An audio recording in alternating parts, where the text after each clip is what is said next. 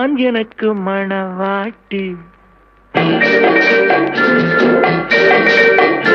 நீயேதான் எனக்கு மணவாட்டி, என்னை மாலையிட்டு கைப்பிடிக்கும் தீமாட்டி, நானேதான் உனக்கு விழிகாட்டி, இன்ப நாடகத்தில் ஆட்டி வைக்கும் வழிகாட்டி.